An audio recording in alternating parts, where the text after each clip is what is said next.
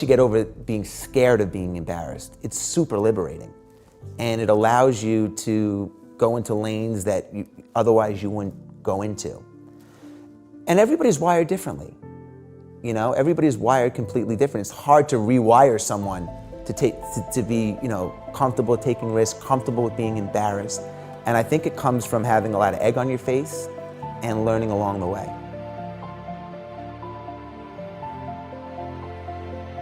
It takes a long time. You know, it's a fast world. To build into that learning curve, for me, 980, it takes a lot of time, and I just never had that time.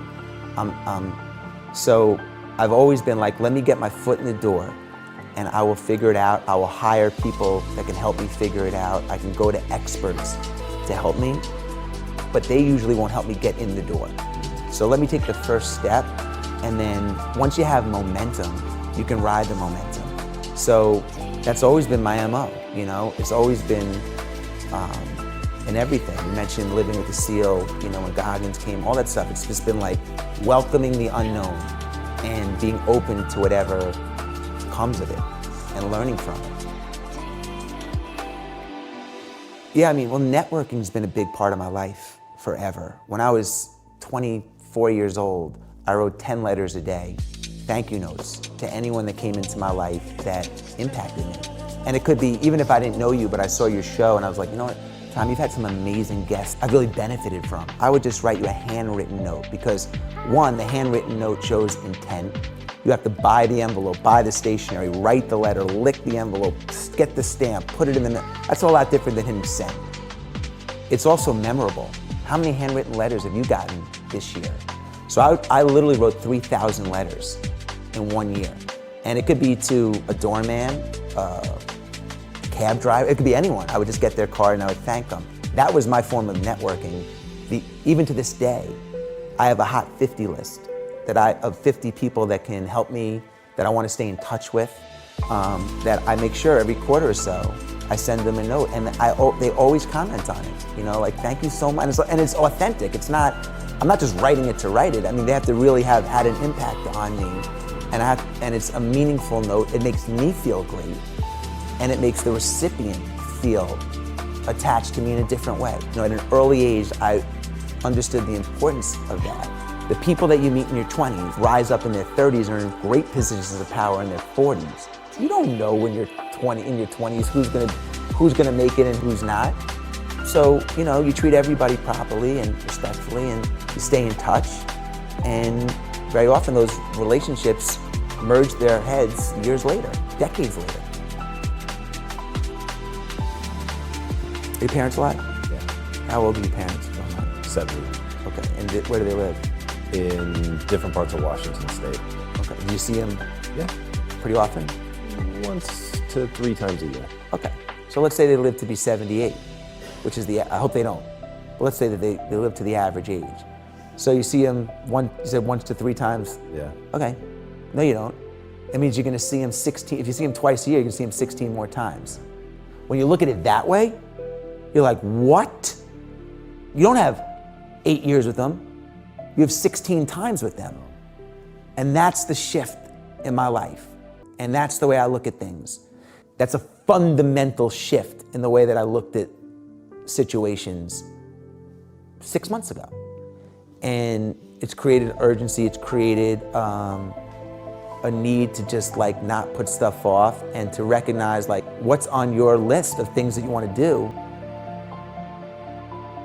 I think people's relationship with time. We talk about relationships with humans. How's your relationship with your kids? How's your relationship with your wife, or, you know, your dad or your parents? But we never talk about a relationship with money and time. And your relationship with time is such a key component of your life because when you get caught in a routine, time goes so quickly. When you understand that there are maybe only 28 summers left, and if you want to truly, you know, get as much experientially out of life, it just creates a tremendous amount of urgency. So, and the fear goes away because you're like, shit, man, nobody on the planet, like everybody, no one's gonna be here in 100 years. Do I care what he thinks that, like we're not gonna be here in 100 years, so why wouldn't I take the chance? And it's just, I don't know, it's just so, I stopped writing it because I'm so aware of it. There's not a day that goes by when my head hits the pillow where I don't say to myself, like, you know, did I maximize the day, and am I aware of my mortality? And it might sound depressing, but it's not. For me, it's thrilling.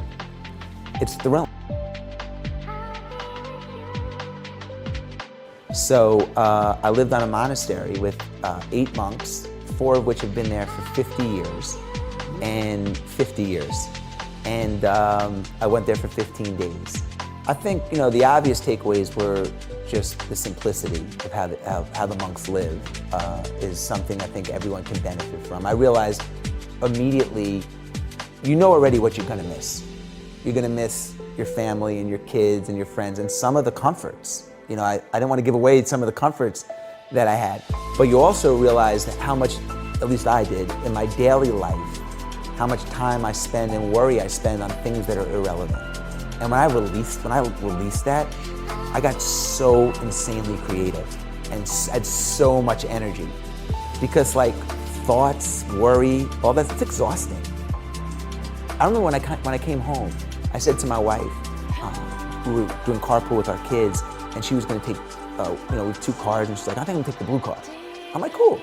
And then she came back and she said, I'm going to take the silver car. I'm like, okay, sweetie, take the silver car. And then she came back 30 seconds later, she's like, you know what? I want to be able to park it, I'm going to take the blue car.